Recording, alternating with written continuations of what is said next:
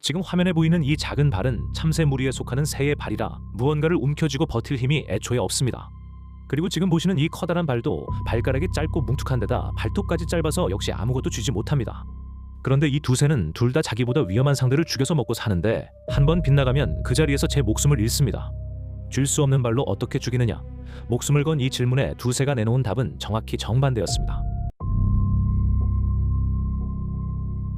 참새보다 한 뼘은 더 큰 20cm짜리 새가 도마뱀의 목을 물더니 제 머리를 축으로 삼아 상대의 몸통을 통째로 허공에서 돌려버립니다. 가시에 걸린 이 창고가 비면 이 새는 겨울을 넘기지 못하는데 북쪽에 사는 개체들은 아예 겨울마다 남쪽으로 내려가 버릴 정도로 이 계절이 혹독합니다. 먼저 부리부터 보시면 위턱 양 옆에 아주 작은 이빨 같은 돌기가 하나씩 돋아 있는데 이건 매나 독수리 같은 큰 맹금류에게조차 없는 구조입니다. 이 돌기로 먹잇감의 목덜미를 정확히 물고 척수를 그대로 눌러버리면 상대는 비명을 지르지도 못한 채 그 자리에서 몸 전체가 굳어버리죠. 그 다음 자기 머리를 축으로 삼아 상대의 몸통을 통째로 돌려버리는데 이때 몸통 끝에 걸리는 가속도가 중력의 6배에 이른다고 측정됐습니다. 그 순간 경추가 끊어지는데 여기까지 오는 동안 발톱은 단 한 번도 쓰이지 않고 오직 구리와 목을 비트는 힘만으로 끝이 나버립니다. 다음 사냥감은 들쥐인데 몸무게가 30g대인 이 새와 비슷하거나 오히려 더 무거운 경우도 결코 드물지 않는 것이죠.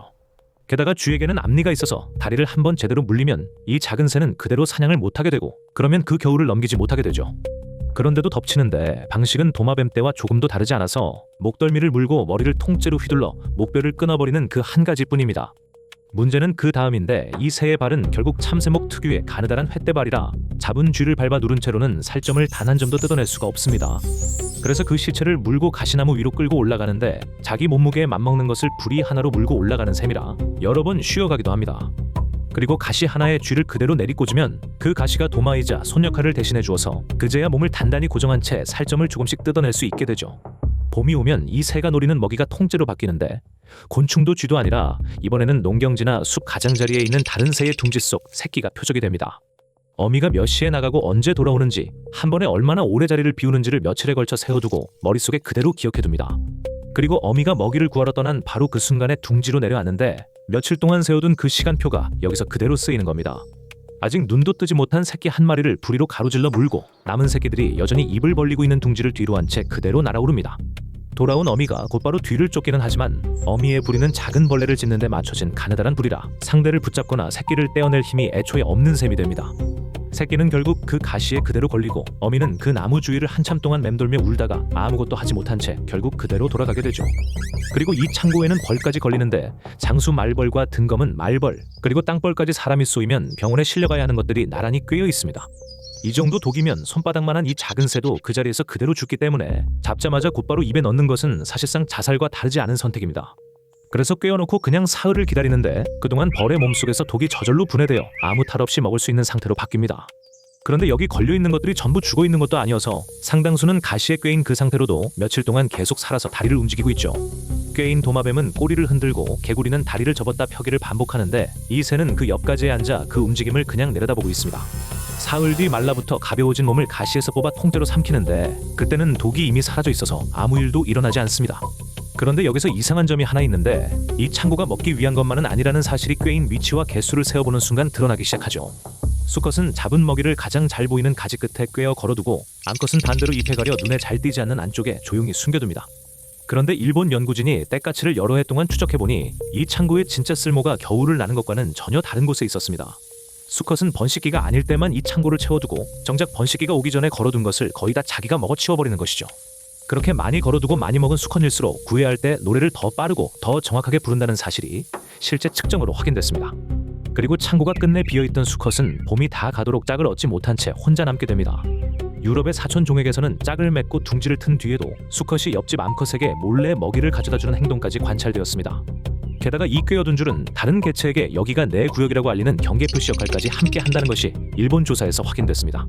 그래서 잘 보이는 가지 끝에 걸어두는 수컷의 습관은 암컷에게 보여주는 동시에 옆 수컷에게 넘어오지 말라고 경고하는 셈이 되는 겁니다. 그러니까 이 가시나무 한 그루는 겨울을 나기 위한 식량 창고이면서 동시에 봄에 부를 노래를 위한 연료 창고이기도 했던 셈입니다. 그리고 겨울이 오면 그 계산이 전부 끝나서 창고를 끝내 채우지 못한 개체는 눈 덮인 들판에서 그대로 굶어 죽게 됩니다. 일본에서는 이 습성에 하야니에, 그러니까 이른 재물이라는 이름까지 붙여두었고 가을에 이걸 만드는 철을 따로 부르고 있습니다. 그 철이 되면 이 새가 높은 가지에 올라 날카롭고 건조한 소리를 길게 내지르는데 그게 올해 창고를 만들기 시작했다는 신호가 됩니다. 그리고 이 새는 한국과 일본, 중국 동북부에 걸쳐 살면서 농경지와 숲 가장자리는 물론 도시의 공원과 정원까지 들어와 있는 새입니다. 가시에 걸린 저 숫자가 이 새가 봄까지 살아남을 확률이면서 동시에 봄에 짝을 얻어 자기 새끼를 남길 확률까지 함께 적혀 있는 셈이죠. 지금까지 보신 새는 자기 발을 포기하는 대신 세상에 이미 박혀있던 가시를 손처럼 빌려 썼죠. 이제 보실 새는 정반대로 빌리지 않고 발 그 자체를 망치로 바꿔버린 쪽입니다. 참새가 아니라 사람 허리까지 오는 새가 코브라의 머리를 발로 내리찍는데 한 번 차고 마는 게 아니라 초당 12번씩 연달아 쉬지 않고 머리만 내리찍어버립니다. 상대는 살모사와 코브라 그리고 블랙 맘바까지인데 이 새는 단 한 번만 빗나가도 그 자리에서 목을 물려 그대로 목숨을 잃습니다. 발 하나에 실리는 힘이 195N, 자기 몸무게의 5배인데 그 힘이 발바닥이라는 아주 좁은 한 점에 고스란히 모여서 뼈를 부숩니다.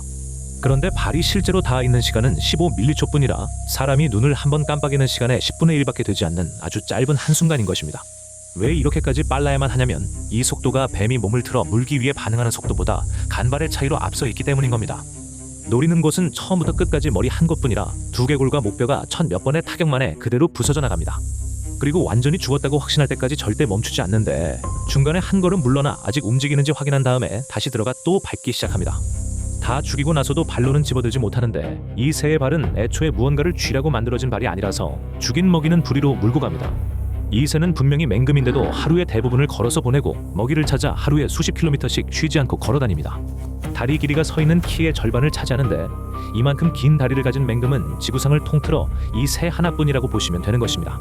발가락을 보면 짧고 뭉툭한 데다 발톱까지 짧아서 무언가를 움켜쥐라고 만들어진 형태가 아니라 오직 때리기 위한 발인 겁니다.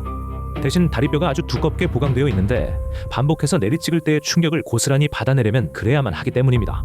그러니까 이 새는 한번 세게 차는 새가 아니라 애초부터 연달아 밟도록 설계되어 태어난 몸이라는 뜻이 되는 것입니다. 사냥할 때는 풀밭을 걸으면서 발로 땅을 쿵쿵 밟는데 풀뿌리에 숨어있던 것들을 밖으로 몰아내려고 일부러 그러는 겁니다. 그렇게 걸려드는 것은 뱀만이 아니라 도마뱀과 들쥐, 메뚜기와 다른 새의 알까지 가리지 않고 전부 이 새의 먹이가 되는 것입니다. 그러다 진짜 상대를 만나면 걸음걸이가 완전히 달라지는데 성큼거리던 발이 갑자기 한 발 한 발 아주 조심스러워집니다. 이 새는 상대가 뻗을 수 있는 거리를 정확히 알고 있어서 그 선을 절대 넘지 않은 채 바깥에서만 천천히 원을 그립니다. 그리고 두 날개를 활짝 펼치는데 균형을 잡으려는 게 아니라 뱀에게 물자리를 대신 내주려고 펼쳐 보이는 미끼입니다. 뱀이 그 깃털을 무는 바로 그 순간 뱀의 머리는 이미 이 새의 발 아래 사정거리 안으로 완전히 들어와 있습니다. 거기서부터 연타가 시작되는데 양쪽 발을 번갈아가며 오직 머리 위로만 쉬지 않고 연달아 내리찍기 시작하게 됩니다. 이 과정에서 맨살인 다리를 물리면 이 새도 죽는데 실제로 사냥에 실패해 물려서 죽는 개체가 해마다 나옵니다. 그래서 확실해질 때까지 절대로 멈추지 않고 뱀의 몸이 완전히 늘어진 뒤에야 그제야 비로소 한 걸음 뒤로 물러섭니다. 지금까지 나온 숫자들은 어림잡은 값이 아니라 영국의 한 맹금 보호시설에서 연구진이 직접 재어서 기록으로 남긴 값들인 것입니다. 실험에 참여한 개체는 메들린이라는 이름이 붙은 수컷 한 마리였고 사람 손에 길러져 사람을 조금도 무서워하지 않았죠. 연구진은 인공잔디 아래에 힘을 재는 판을 묻어두고 그 위로 고무로 만든 뱀을 줄에 매어 끌어당겼습니다. 새가 그 위를 밟는 순간의 힘과 닿아있던 시간이 판에 그대로 기록되어 숫자로 그대로 남게 되었습니다. 그렇게 해서 실제로 나온 값이 195N이라는 힘과 15mCh라는 접촉 시간, 정확히 이 두 가지였던 겁니다. 사람이 눈을 한번 깜빡이는데 150mCh가 걸리니 그 10분의 1 안에 승부가 완전히 끝나버리는 셈입니다. 그리고 실험이 진행되는 내내 이 새는 먹이를 발로 집어드는 모습을 단 한 번도 보이지 않았다고 기록되어 있는 상태가 됩니다. 번식기가 되면 이 새는 가시나무 꼭대기로 올라가 아주 넓고 평평한 나뭇가지 둥지를 여러 해에 걸쳐 조금씩 지어 올립니다. 알은 보통 두세 개를 낳는데 42일에서 46일이 지나야 비로소 껍질이 안에서부터 조금씩 깨지기 시작하는 것이죠. 그런데 새끼들은 동시에 나오지 않고 2-3일씩 간격을 두고 며칠씩 어긋난 채로 하나씩 차례차례 태어납니다. 그 며칠 차이가 곧 몸집 차이가 되고 몸집 차이는 그대로 먹이를 두고 겨룰 때의 힘 차이로 그대로 이어집니다. 어미가 먹이를 개워내면 몸집이 큰 새끼가 먼저 밀고 들어가서 나온 것의 대부분을 혼자 차지해버립니다. 형제를 직접 물어 죽이는 행동은 지금까지 관찰되지 않았는데 굳이 그렇게까지 할 필요조차 없기 때문인 것입니다.